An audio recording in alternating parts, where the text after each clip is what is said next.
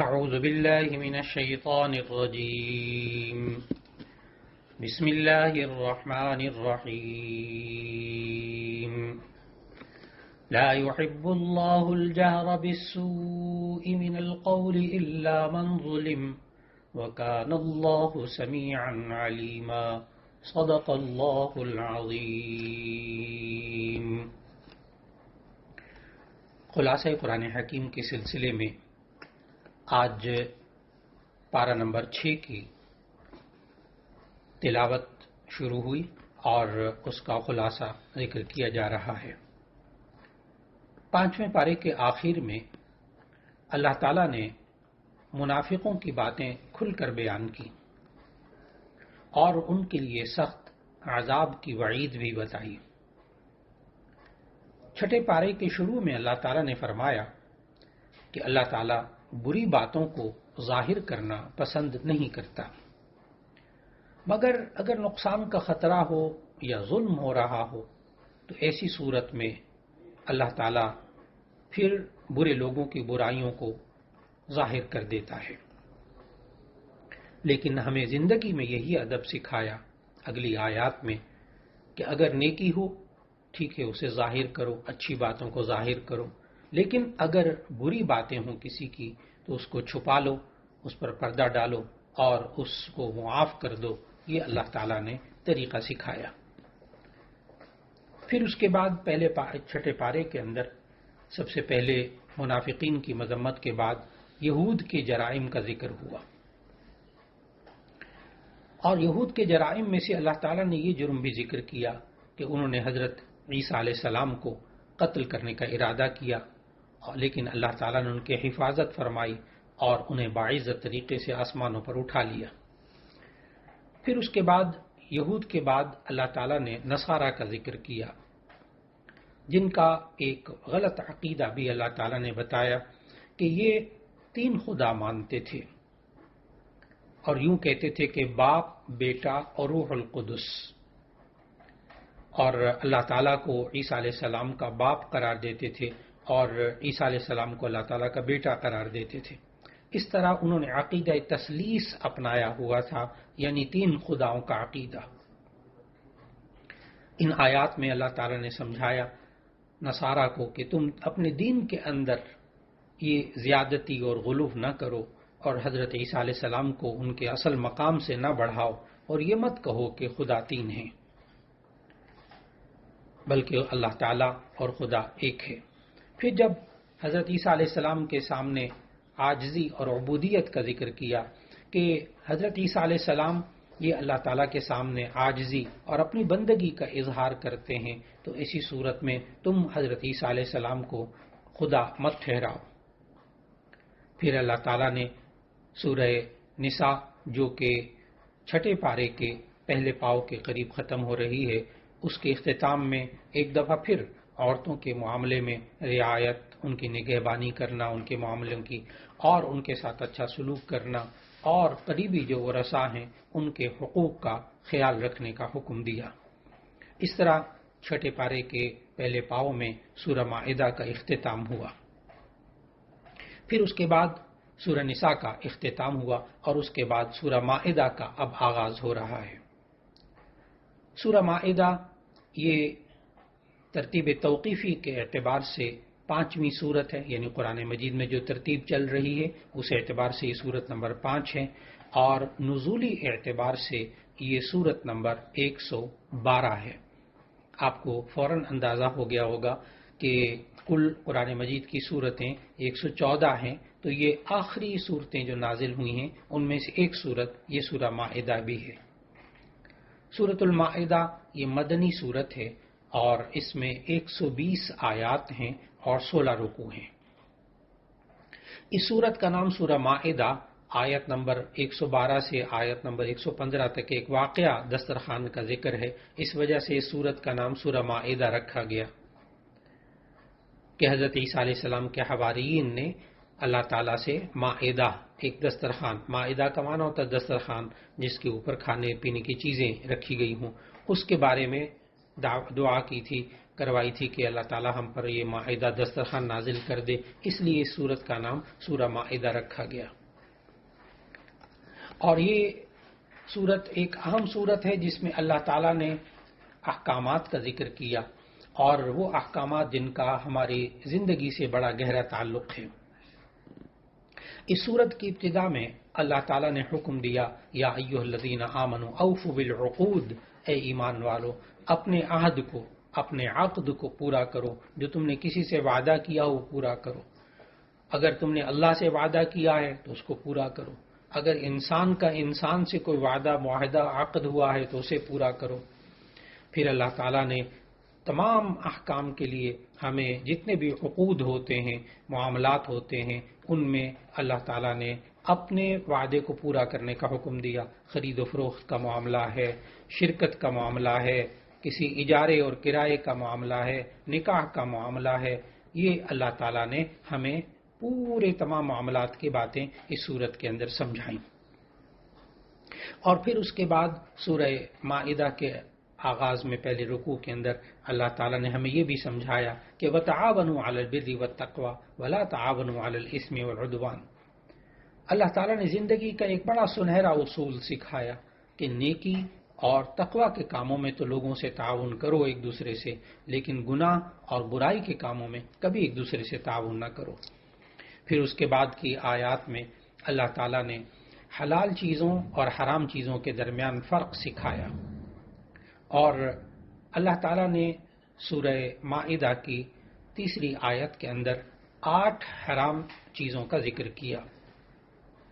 Number 1 مردار، المیتہ، حرمت علیکم المیتۃ، میتہ کہتے ہیں مردار کو، مردار جو شرعی طریقے سے ذبح نہ کیا گیا ہو، حلال جانور ہو لیکن شرعی طریقے پر ذبح نہیں کیا گیا تو ایسی صورت میں وہ حرام ہو جاتا ہے۔ نمبر 2 بہنے والا خون۔ نمبر 3 خنزیر کا گوشت۔ نمبر 4 وہ جانور جسے اللہ کے علاوہ کے لیے ذبح کیا گیا ہو۔ نمبر 5 المنخنقہ، گلا گھونٹ کر مر جانے والا جانور۔ نمبر 6 الموقوذہ، چوٹ لگا ہوا جانور۔ نمبر 7 المتردیہ، اوپر سے نیچے گر کر مر جانے والا جانور۔ نمبر 8 النطیحہ،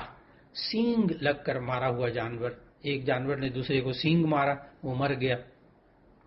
تو اللہ تعالیٰ نے یہ 8 قسم کے مردار جو ہے وہ حرام چیزیں ہمیں بتائیں کہ یہ انسان کو نہیں کھانی چاہیے۔ البتہ یہ بھی سمجھایا کہ اگر مجبوری کی حالت ہو، اضطرار کی حالت ہو، جان کو خطرہ ہو تو ایسی صورت میں اگر کوئی کھا لے گا تو اسے گناہ نہیں ہوگا۔ پھر اس کے بعد سورہ مائدہ کی ایک اہم ترین آیت الیوم اکملت لکم دینکم واتممت علیکم نعمتی ورضیت لکم الاسلام دینا، یہ آ رہی ہے۔ یہ وہ آیت ہے کہ جس میں حجۃ الوداع کے موقع پر یہ آیت نازل ہوئی رسول اللہ صلی اللہ علیہ وسلم پر، اور اس میں اللہ تعالیٰ نے تکمیل دین کا اعلان کیا۔ یہ وہ آیت ہے جس کے بارے میں ایک یہودی نے حضرت عمر رضی اللہ تعالیٰ عنہ سے کہا تھا، اے امیر المؤمنین، اگر یہ آیت ہمارے اوپر نازل ہوتی تکمیل دین والی تو ہم اس دن کو یوم عید قرار دیتے، عید کا دن۔ حضرت عمر رضی اللہ تعالیٰ نے جواب دیا، میں اس دن کو بھی جانتا ہوں اور اس گھڑی کو بھی جانتا ہوں جب رسول اللہ صلی اللہ علیہ وسلم پر یہ آیت نازل ہوئی۔ وہ عرفہ کی شام اور جمعہ کا دن تھا، گویا کہ اس دن ہماری 2 عیدیں تھیں۔ پھر اللہ تعالیٰ نے سورہ مائدہ کے اندر حلال اور حرام بیان کرنے کے بعد یہ بھی فرمایا کہ اللہ تعالیٰ نے یہ ایمان والوں پر احسان کیا ہے۔ پھر اس کے ساتھ ساتھ جانوروں کے ذریعے شکار کرنے کے احکامات بھی اللہ تعالیٰ نے سکھائے کہ تم نے ان کو سدھایا ہوا ہو، تم بسم اللہ پڑھ کر اس کو چھوڑو، وہ تمہارے لیے پکڑ کر لے کر آئیں، شکار کر کے لے کر آئیں، اور ایسی صورت میں تم نے ان کو چھوڑتے وقت بسم اللہ بھی پڑھی ہو تو ایسی صورت میں وہ تمہارے لیے حلال ہوں گے اگر تم جانوروں کے ذریعے شکار کرتے ہو۔ پھر اس کے بعد سورہ مائدہ کی آیت نمبر 6 میں اللہ تعالیٰ نے وضو اور غسل کے اور تیمم کے احکام بتائے۔ وضو کے 4 فرض اللہ تعالیٰ نے سورہ مائدہ کی آیت نمبر 6 میں بتائے کہ سب سے پہلے ایک فرض تو یہ ہے کہ انسان دونوں ہاتھوں کو دھوئے، اپنے چہرے کو دھوئے، دونوں ہاتھوں کو کونیوں سمیت دھونا اور چہرے کو مکمل دھونا۔ تیسرا فرض بتایا اپنے سر پہ مسح کرنا، اور چوتھا فرض بتایا اپنے پاؤں کو دھونا۔ پھر اگر پانی نہ ملے تو ایسی صورت میں یہ انسان تیمم کر سکتا ہے کہ مٹی کے اوپر ہاتھ مار کر اپنے چہرے اور اپنے دونوں ہاتھوں پر مل لے۔ باقی کے احکامات بیان کرنے کے بعد پھر اللہ تعالیٰ نے چھٹے پارے کے اندر یہ حکم، چھٹے پارے کے اس چھٹے رکوع میں یہ حکم دیا کہ اللہ تم پر تنگی نہیں کرنا چاہتا بلکہ آسانی کرنا چاہتا ہے۔ وہ چاہتا ہے تمہیں پاک کر دے اور تاکہ تم شکر گزار بندے بن جاؤ۔ پھر اس کے بعد 7ویں رکوع میں اللہ تعالیٰ نے یہود کی بزدلی، ان کے فتنہ و فساد، سرکشی اور تکبر کا بیان کیا۔ یہ وہ بری عادتیں تھیں یہود کے اندر کہ اللہ تعالیٰ نے ان عادتوں کا ذکر کر کے ذکر فرمایا کہ مسلمانوں کو اپنے آپ کو ان خرابیوں سے بچانا چاہیے۔ پھر یہود کے ساتھ ساتھ نصارہ کے حالات بھی اللہ تعالیٰ نے بتائے کہ اللہ تعالیٰ نے کس طرح ان کو اللہ کے حکموں پر قائم رہنے کا وعدہ لیا تھا، لیکن انہوں نے اللہ کے عہد کو توڑ دیا، جس کی وجہ سے اللہ نے ان کے دلوں میں بغض و عداوت ڈال دی۔ اور یہ دونوں گروہ، یہود بھی اور نصارہ بھی، یہ اپنی اعتقادی، عملی اور اخلاقی خرابیوں میں مبتلا تھے، لیکن پھر بھی یہ دعویٰ کرتے تھے کہ ہم اللہ کے بیٹے ہیں اور اس کے محبوب ہیں۔ اللہ تعالیٰ نے اس دعوے کو رد کرتے ہوئے چھٹے پارے میں اور سورہ مائدہ کی آیت 18 میں فرمایا کہ اگر تم واقعی اللہ کے محبوب ہو تو وہ تمہیں تمہارے گناہوں کی سزا کیوں دیتا ہے؟ پھر اس تردید کے بعد اللہ تعالیٰ نے آخری نبی حضرت محمد مصطفیٰ صلی اللہ علیہ وسلم پر ایمان لانے کی دعوت دی۔ اور پھر اس کے بعد 8ویں رکوع میں اللہ تعالیٰ نے فلسطین میں داخلے کے حکم سے متعلق بتایا۔ یہود کے لیے یہ حکم تھا کہ حضرت موسیٰ علیہ السلام نے پہلے یہود کو اللہ تعالیٰ کے احسانات یاد کرنے کا حکم دیا، پھر انہیں ارض مقدس یعنی فلسطین میں داخل ہونے کی ترغیب دی، لیکن ان یہودیوں نے اس ترغیب کے جواب میں موسیٰ علیہ السلام کا مذاق اڑانا شروع کر دیا کہ اے موسیٰ، ہم تو اس ملک میں ہرگز داخل نہیں ہوں گے جب تک کہ وہاں سے وہ قوم نہیں نکل جاتی، یعنی عمالقہ کے لوگ نہیں نکل جاتے، لہٰذا تم اور تمہارا رب جا کر لڑو، ہم تو یہاں بیٹھے ہوئے ہیں۔ پھر اس کے بعد اللہ تعالیٰ نے چھٹے پارے میں حابیل اور قابیل کی قصے کو ذکر کیا۔ 9ویں رکوع کے اندر بنی اسرائیل کی سرکشی کے ذکر کے بعد اللہ تعالیٰ نے آدم علیہ السلام کے 2 بیٹوں حابیل اور قابیل کا قصہ ذکر فرمایا کہ کس طرح قابیل نے حسد کی بنا پر اپنے بھائی کو قتل کر دیا۔ اور پھر اس کے بعد اللہ تعالیٰ نے آیت نمبر 33 کے اندر ڈاکوؤں اور باغیوں اور فسادیوں کی سزا بتائی کہ وہ لوگ جو زمین پر بغاوت کریں اور اللہ اور اس کے رسول سے جنگ کریں، ان کا بدلہ یہ ہے۔ تو وہ 3 سزائیں وہاں ذکر کی گئیں، یعنی کسی کو سولی دے دی جائے، کسی کو قتل کر دیا جائے اور کسی کے ہاتھ پاؤں الٹی جانب سے قتل کر دیے جائیں۔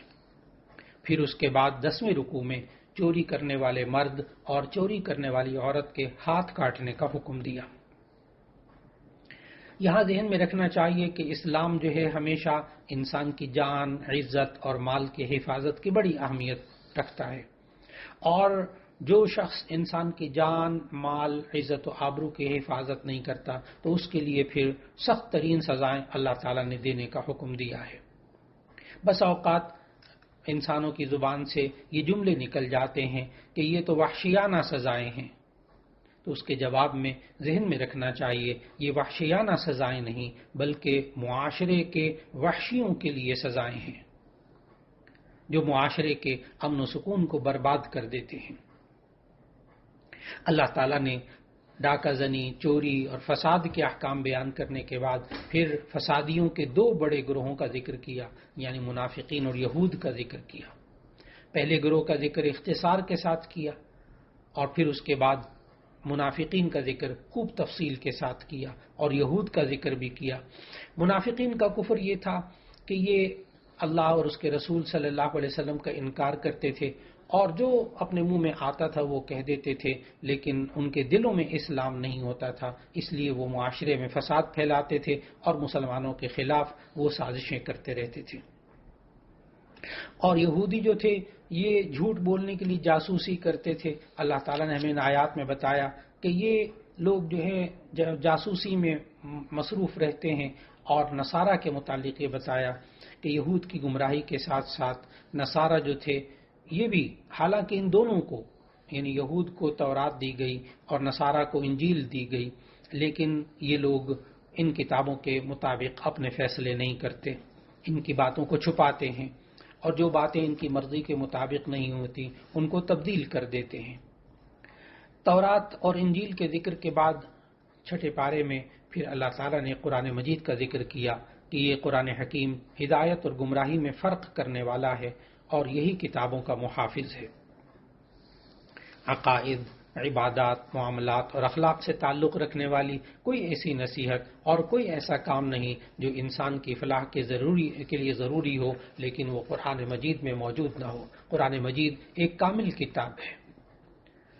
پھر اللہ تعالیٰ نے آیت نمبر 51 میں یہود و نصارہ سے قلبی دوستی کا ذکر کیا، مسلمانوں کو سمجھایا کہ یہود و نصارہ کے ساتھ قلبی دوستی نہ رکھو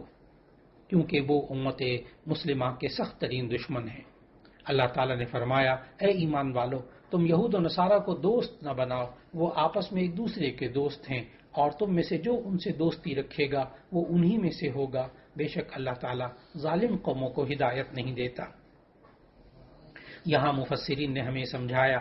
کہ دراصل 4 چیزیں الگ الگ ہیں۔ یہ بہت سے لوگ الجھتے ہیں ان آیات کو پڑھنے کے بعد کہ کیا پھر ہم یہود و نصارہ سے کیا بزنس نہیں کر سکتے، تجارت نہیں کر سکتے، کیا ان کے ساتھ دفتروں میں اٹھنا بیٹھنا ہوتا ہے، ان علاقوں میں رہنا ہوتا ہے، ہم کیا کریں؟